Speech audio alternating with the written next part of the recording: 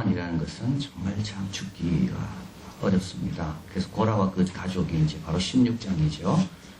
250명 반역으로 인해서 모세를 반역했거든요. 그래서 이제 땅이 갈라지고 불이 내려서 죽게 됩니다. 이걸 본 백성들이 원망합니다. 모세와 아론을. 그래서 하나님께서 연병을 보내서 14,700명이 죽게 됩니다.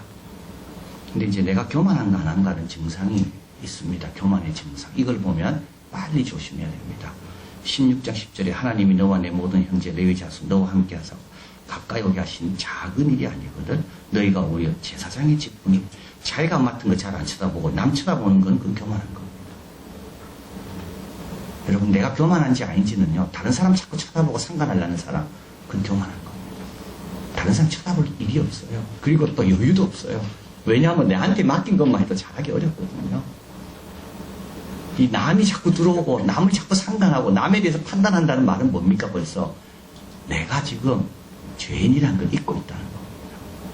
내한테 주어지신 일도 내가 열심히 감당해야 된다는 것을, 그걸 뭡니까? 나는 그걸 등한히 여기고 있다는 증거입니다. 그래서 여러분, 나한테 주어진 일을 작게 여깁니까? 그리고 엉뚱한 데 관심 많습니까? 그게 교만의 증상입니다. 그게 나타나는 겁니다. 마음이 벌써 그렇기 때문에 그게 밖으로 나타나는 겁니다. 16장 41절에 보면 이튿날 이스라엘 자손의 온 회중 여호와 아론을 원망합니다. 이렇게 또 교만한 사람은요, 교훈을 빨리 못 깨닫습니다. 이렇게 250명이 죽었으면 빨리 회개해야 되는데 그걸 회개하지 않고 계속 원망합니다. 원망도 교만입니다. 자기를 돌아보고 고치고 회개해야 되는데 자꾸 원망하는 거 있죠. 이것도 교만입니다. 자, 그래서 14만 7천 명이 죽었습니다. 그러면 이제 그만해야 되잖아요. 그런데 17장에 와서, 오늘 본문에 와서 또 교만하죠. 내가 택한 자의 지팡이에 싹이 난 이것이 이스라엘 자손이 너희를 대하여 아론과 모세를 대하여 원망하는 말을 내 앞에 그치게 하리라. 계속 원망하고 있는 겁니다. 자, 11장 1절에 보면 백성이 여호와의 들으시기에 악한 말로 원망하며 누가 들으신다고요? 여호와께서 들으십니다. 여러분, 모세는 못 들을지 몰라도요, 하나님은 듣고 계십니다. 그 사람은 안 들을지 몰라도요, 우리 하나님은 다 듣고 계십니다. 12장 2절 그들이 이르되 여호와께서 모세와 말씀하지 우리와도 말씀하지 않으셨느냐. 이거는 이제 아론과 미리암이 하는 거죠. 이 말도 누가 들으셨다고요? 여호와께서 이 말을 들으셨다 되어 있습니다. 여러분, 사람은 조심하면서 왜 우리는 하나님은 조심 안 하는지 모르겠어요. 이 사람이 이 말 들으면 틀림없이 화날 거다라는 거 알아서 그 사람 없는 데서 말하는데 하나님은요, 다 듣고 계시는 겁니다. 14장 28절 그들에게 이르기를 여호와의 말씀에 나의 삶을 가리켜 맹세 너희 말이 내 귀에 다 들렸다. 그래서 항상 조심해야 됩니다. 그래서 항상 이런 말이 나올 때마다 자신을 돌아봐야 됩니다. 이런 말을 자꾸 하다 보면요, 그 다음에는 더 심한 말도 하게 되고요, 절대 줄어들지 않습니다. 계속 더 심한 말 하게 됩니다. 아예 처음부터 이런 말이 나올 때 회개해야 됩니다. 아, 이 교만의 증상이 나타났구나. 이거 큰일 난다. 이건 키울 일이 아니고 빨리 버려야 된다. 그래서요, 처음 가셨던 순수한 마음으로 돌아가야 돼요. 자, 모세의 고민은 뭐냐면 자기 형 아론과 자기 조카들이죠. 이들이 제사장으로 세운 것이 모세의 고민입니다. 그래서 다른 사람이 볼 때 저거 자기 형이니까 저를 세웠다. 이렇게 될 수 있거든요. 그래서 모세는 아론에 대해서 뭐라 말할 때마다 자기 형이기 때문에 참 이걸 이렇게 나서서 말하기가 참 어려웠습니다. 근데 이제 이번 기회에 하나님께서 그걸 딱 해결해 주시는 겁니다. 그래서 지팡이를 각 지파마다 부령들이 갖고 있는 지팡이를 갖고 오게 하고 또 레위 지팡이에다가는 아론이라는 이름을 쓰게 합니다. 그리고 이제 5절에 내 택한 자의 지팡이에 싹이 날 것인데 이것으로 이스라엘 자손이 너희를 대하여 이 아론과 모세죠. 원망하는 말을 내 앞에 그치게 하리라. 자, 8절 이튿날 모세의 증거 장막에 들어가 본즉 레위 집을 관련해 아론의 지팡이에는 움이 돋고 순이 나고 꽃이 피어 살구 열매가 열렸더라. 하룻밤 만에 일어나는 건 불가능합니다. 그리고 이 나무는요, 이 마른 짝대기입니다. 이건 안 일어나는 게 정상입니다. 그런데 아론의 지팡이에만 이렇게 기적이 일어났다. 자, 이 비슷한 사건이 일어나죠. 물로 포도주가 바뀐 거. 이거 얼마나 많은 절차가 있어야 되는데, 물이 포도주가 되려면 물을 주고 포도나무에 포도나무가 자라고, 그 다음에는요, 그거를 추수해가지고 포도주 틀에 해서 다 짜야지 그 다음에 포도주가 되잖아요. 발효시켜야지. 근데 그 모든 과정을 다 생략하고 바로 물이 포도주가 된 겁니다. 이 아론의 쌍난 지팡이도 마찬가지입니다. 또 마른 땅에 나온 줄기 같아서 우리 예수님도 바로 이렇습니다. 그런 나무에 뭐가 나올 것 같은가. 그런데 왜 하나님이 하시는 거죠. 죽은 지 오래된 마른 뼈들이 살아나는 것도 다 이와 같은 하나님의 역사를 보여줍니다. 자, 그래서 이제 더 이상 말하지 못하도록 하나님께서, 이거는 모세가 자기 형이라서 한 것도 아니고, 이거는 내가 아론을 택했다. 이것을 이 지팡이의 싹과 꽃과 열매를 가지고 주님께서 확실하게 증거하십니다. 그리고 나머지 11지팡이는요, 아무 일도 안 일어납니다. 자, 이제 족장들이 이제 그다음부터 어떻게 해야 됩니까? 9절, 그들이 보고 각기 자기 지팡이를 취하였다.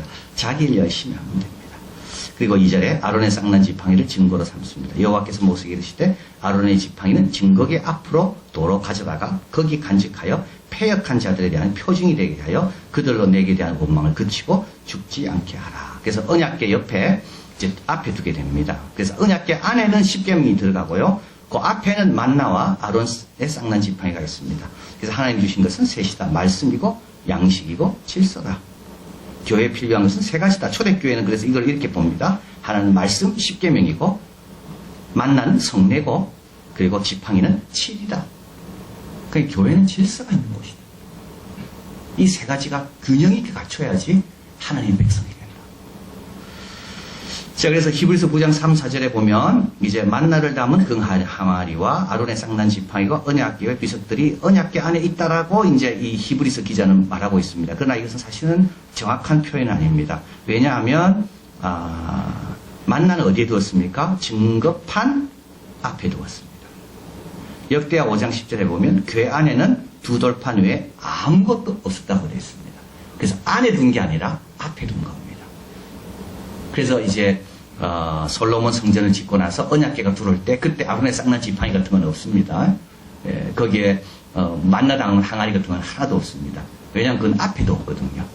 그러나 그 안에 둔 유일한 것이 있다면 그건 바로 십계명만 그 안에 둔 겁니다. 그런데 이제 히브리서 저자는 그 앞에 둔 것을 그 안에 둔 것이다. 그래서 우리도 혹시 착각으로 할 수가 있습니다. 그래서 언약궤 안에 뭐가 있습니까? 이러면 언약궤 안에는 아론의 쌍난 지팡이도 있고 또 만나 담은 항아리도 있고 언약 말씀도 있습니다. 근데 그 사실은 틀린 말입니다. 언약궤 안에는 십계명밖에는 없습니다. 그걸 앞에 갖다 둔 적은 있습니다. 그러나 그것이 영원히 거기 있지는 않았다. 이것을 알게 됩니다. 자, 그리고 이제 족장들은 이제 더 이상 뭐 왜 아론에게만 저걸 주냐 이제 그렇게 하지 말고 자기 지팡이를 잡고 열심히 하면 되고요. 또 이제 아론의 쌍난 지팡이를 증거로 늘 보면서 늘 겸손하면 되고요. 그리고 이제 아론은 어떻게 해야 됩니까? 12절 한번 읽어봅니다. 이스라엘 자손이 모세에게 말하여 가로되 보소서 우리는 죽게 되었나이다. 망하게 되었나이다. 다 망하게 되었나이다. 이제 이렇게 고백합니다. 그러니까 18절 여호와께서 아론에게 이릅니다. 너와 내 아들들과 내 종족은 성소에 대한 죄를 함께 담당할 것이요. 너와 내 아들들은 너희가 그 제사 직분에 대한 죄를 함께 담당할 것이니라. 그러니까 아론은 더 열심히 해야 되는 겁니다. 하나님께서 아론의 쌍난 지팡이를 주신 이상 아론은 어떻게 됩니까? 하나님이 택함 받은 자로서 그 역할을 열심히 해야 됩니다. 하나님께서 그냥 성기라고 주신 거지 누리라고 주신 게 아니거든요. 16장 9절 이스라엘 하나님 이스라엘 회중 너희를 구별하여 자기에 가까이 하게 하사 여호와의 성막에 봉사하게 하시며 회중 앞에 서서 그들을 대신하여 섬기하시니 너희에게 작은 일이겠느냐. 레위인들 보고도 이 일이 작은 일이 아니라고 했다면 제사장은요 더 중요한 겁니다. 레위인 보고 주님께서 말씀하죠. 모세가 너가 이거 작은 일 아니다. 그러면요 제사장은요 더 중요한 겁니다. 이제 월드컵이 이제 곧 개최가 됩니다. 여러분 월드컵 중에서요 제일 특별한 팀이 있습니다. 아이슬란드 팀입니다. 아이슬란드는 인구가 35만 밖에 안 됩니다. 역대 올림픽이 아니죠. 월드컵에 참석한 축구팀 가운데 제일 적은 인구를 가진 나라 팀이 아이슬란드입니다. 저번에는 100만 몇 명 되는 나라, 아프리카 나라 있었대요. 근데 이번에는 35만 명, 인구 35만 명입니다. 그 아이슬란드 우리 TV에도 많이 나왔잖아요, 거기에. 예. 그런데요, 그 나라가 축구를 잘하는 이유가 있습니다. 그 나라는요, 선수를 먼저 키우지 않았습니다. 그 나라는 코치를 먼저 키웠습니다. 저는 이걸 볼 때 너무 중요한 내용입니다. 우리 하나님은 부모를 먼저 키우지 자녀에 먼저 하지 않습니다. 항상 순서가 그렇습니다. 그 나라는 지금 유럽연맹에서 평가할 때 최고의 선수 A, B가 있는데 A, B에 해당되는 코치만 그 나라가 719명이가 된다. 그러니까 선수를 제대로 키우는 겁니다. 그러니까 선수가 중요한 게 아닙니다. 코치가 중요한 겁니다. 사무엘보다도 한나가 중요한 겁니다, 사실은. 여기서 지금 누가 중요합니까? 백성들이 아무리 원망하고 해도요, 아론과 모세가 그 자리를 더 든든하게 지키고 있어야 하나님의 역사는 계속 이어지는 겁니다. 그 어른이 중요합니다. 그래서 제가 저번에 어느 교회 가서도 교사할 때도 목사님 어떻게 하면 좋냐 그러더라고요. 저보고 어떻게 하긴요. 부모를 잡아야지. 부모가 깨어있지 않은데 자녀가 깨어있을 수 있습니까? 부모가 신앙이 소중한지 모르는데 자녀 그거는 정말 힘듭니다. 이 말은요, 먼저 믿는 우리가 깨어 있어야 됩니다. 먼저 오래된 우리가 깨어 정신을 차리고 있어야지 그 다음에요, 거기서 좋은 게 나오게 돼 있는 겁니다. 그래서 이 아론에게 우리 예수님 하나님은 지팡이만 준 게 아닙니다. 야, 내가 너 아론의 쌍난 지팡이 줬으니까 너 네 맘대로 살아라. 아닙니다. 아론은요, 수많은 사람의 살고 죽는 것에 책임을 져야 되는 그 역할을 맡은 겁니다. 더 열심히 해야 되는 거죠. 레위인이 그렇다면 너희에게 작은 일이겠느냐? 제사장은요, 더 중요합니다. 제가 그 의사의 감정이라는 책을 읽었는데 저는 그 책을 읽으면서 진짜 반성했습니다. 뭐 한국 의사도 똑같을 것 같은데 그 미국 의사 이야기합니다. 그 뉴욕에 있는 벨뷰라는 그 병원 이야기입니다. 그 뉴욕의 그 공립병원, 그 알코올 중독자들, 마약 중독자들 이런 사람이 응급실에 올 때마다 그걸 치료해야 되고 늘 반복되고 그걸 치료하는 의사의 때로는 실패하기도 하고 때로는 회의감이 언제 오는가 하면 본인은 고치려고 안 한대요. 근데 늘 와가지고 자기 권리만 주장한대요. 그래가지고 치료해주면 그 다음 달에 또 와가지고 또 막 근데 안 고칠 수는 없고 회의감. 참 얼마나 의사가 되기 위해서 수고하고 노력하고 땀 흘려야 되고 좌절도 겪어야 되는지. 그래서 제가 그걸 보고 어제 이제 병원에 뭐 진찰받는 일이 갔었는데 참 의사가 안 돼 보이더라고요. 그래서 제가 참 친절하게 하고 왔습니다. 괜찮습니다. 시키는 대로 뭐든지 합니다, 저는. 감사합니다. 여러분, 저는 그걸 볼 때 우리 예수 믿는 사람들이요, 이런 귀한 천국의 열쇠를 맡았는데 우리가 얼마나 더 깨어 있어야 될까? 그래서 결국은 이건 아론입니다. 하나님께서 아론의 지팡이에 싹을 나게 하신 것은 많은 백성의 살고 죽는 것이 너의 손에 있다. 네가 제대로 하면 백성들은 죄를 지어도 백성들은 산다. 자, 교훈입니다. 하나님께서 택한 자를 지키시고 세우시며 인도하십니다.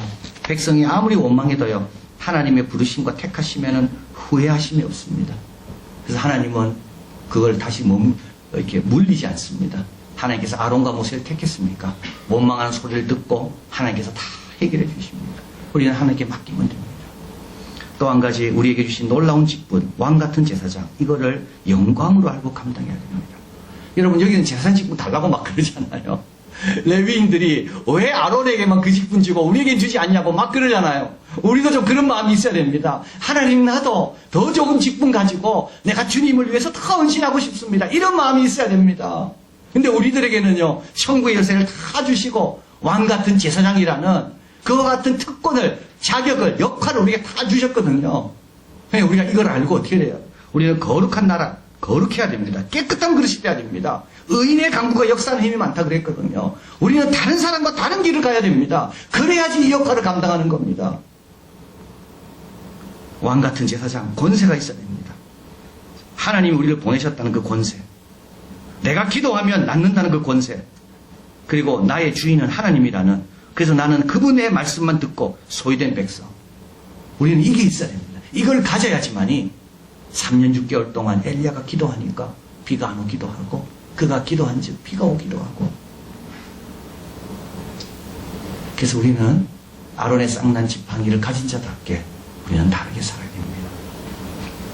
마지막으로 중보자가 필요하죠. 백성들에게는 아론이 필요합니다. 우리에게는 교회가 필요합니다. 우리 예수님이 필요합니다. 늘 겸손해야 됩니다. 말씀 앞으로 늘 나와야 되고, 하나님의 양식을 늘 구해야 되고, 그리고 그 다스림에 잘 다스림을 받아야 됩니다. 그래야지요, 앞으로 계속 가는 겁니다. 기도하겠습니다.